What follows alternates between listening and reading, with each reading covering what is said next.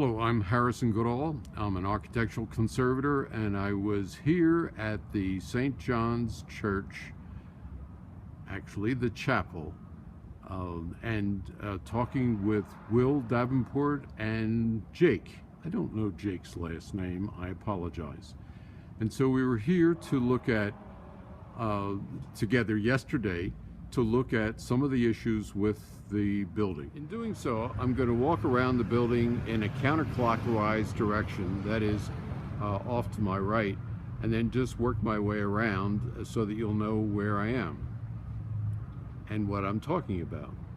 A real issue that I have initially, right from this location, are the tree branches that are over top of the building that present a possible threat for damage if they should happen to come down during a snowstorm, or from organic material on the roof. Here you can see that organic material and lichen, and the needles from the trees are getting in between the shakes and actually depleting the age of, or increasing the degradation of these shakes. Primary issues that I'll be talking about here, and although briefly, is the grade and accumulation of water into corners, and much of that is because of the irrigation system.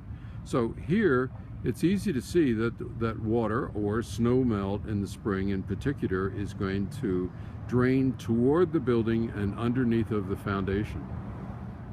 And here on the north side, you can see at the eave edge is the drip line from the water runoff, and essentially it really doesn't have any place to go except toward the foundation rather than away from the foundation. Make every attempt to keep that drainage in control. Another issue that I've been looking at for the last probably 5 or 8 years is the decay pocket that's occurring right here under this first window. I don't know how it ever got there, but it needs to be cleaned out, just like a dentist would. Clean out the decay, perhaps put in some borate to help control some of the fungal decay, but then consolidate it with an epoxy consolidant. And I have given Will this information as to where to obtain this material.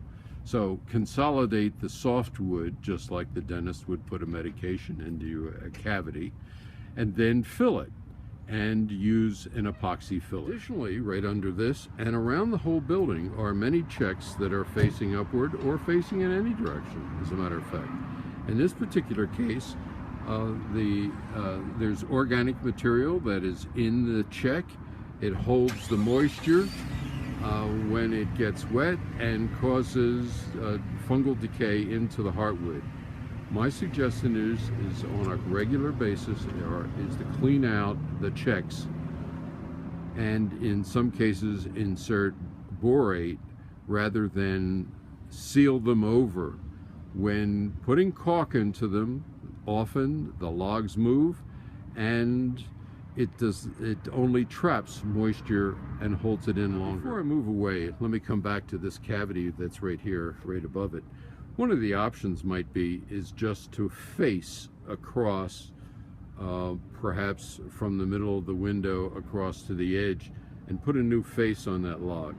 And I have details of that I'd be happy to share with you of how to go about doing. Back to the northwest corner, and here again is an irrigation issue that's just piling water in a place that really doesn't need it. There's a lot of moss that's growing in this corner, and I would suspect that in the winter on snow melt, this area really piles in with snow and drip. The west side seems satisfactory at this particular southwest corner.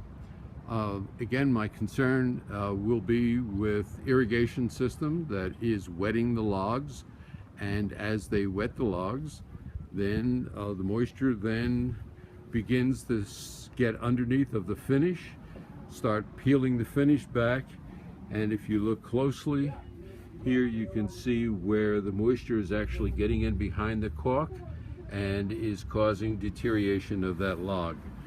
And this is true of all those cases where moisture, excessive moisture, is used. So I would do something with these irrigation nozzles right there. A problematic area, particularly for the winter, I see, is this valley and the water that comes cascading down and then could accumulate or wet the corner logs that are right here. Although I did not get up into the bell tower at all, Jake said that sometimes he sees some lifting of roll roofing on the floor of that tower, and that it's soft and bubbly. And it could very well be that moisture is getting in past that screen and accumulating in the tower, which might very well be causing deterioration to the tower structure itself. On this south wall, there are a couple of issues that are going on. One, again, has to do with those irrigation nozzles again. And in this particular case, can you see the difference in color here of where it's wet and it gets wetted every time that nozzle goes off? And you can see where the paint is peeling.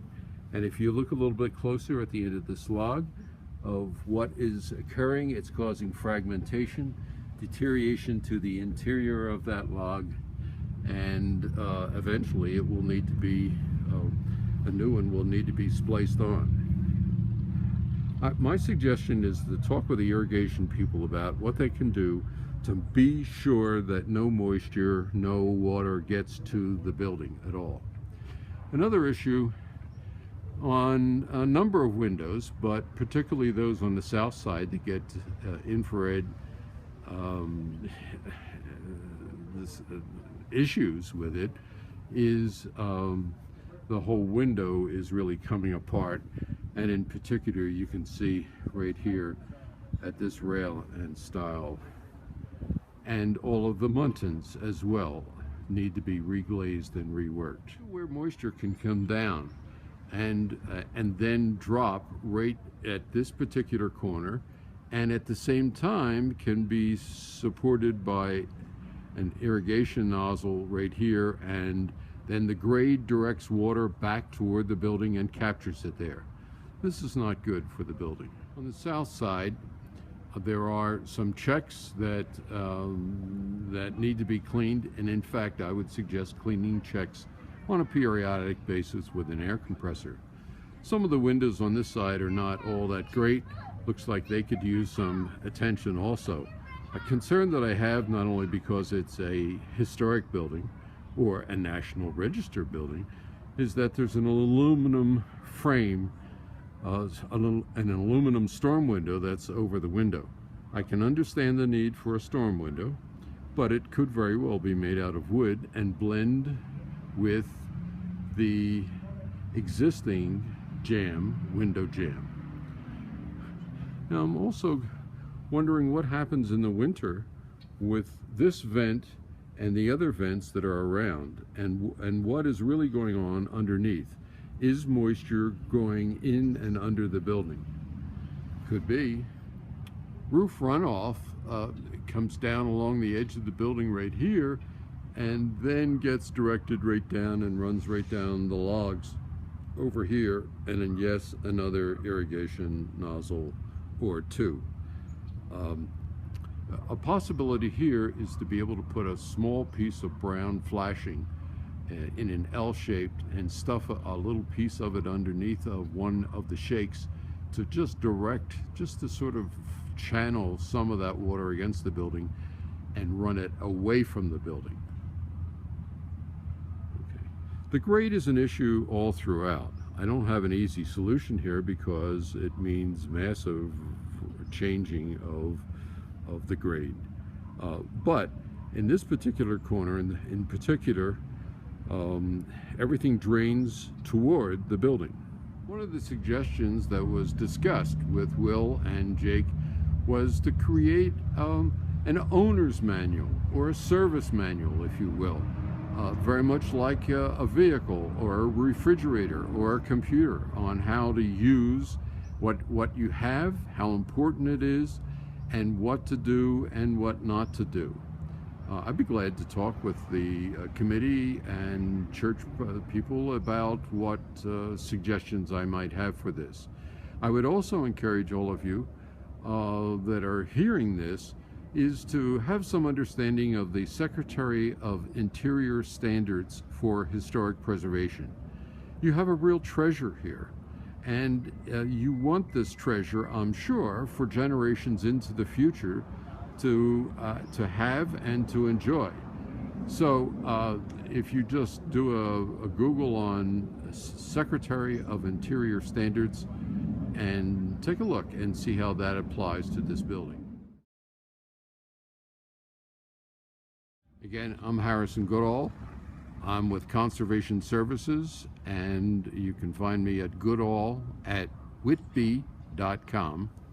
And I also suggest that you might want to consider some sort of a maintenance guide or an owner's manual for the other buildings that you have here.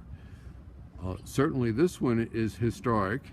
Those others may not be historic. However, they are a financial asset, and you want to get the most protection that you can, and putting them onto a schedule would be helpful.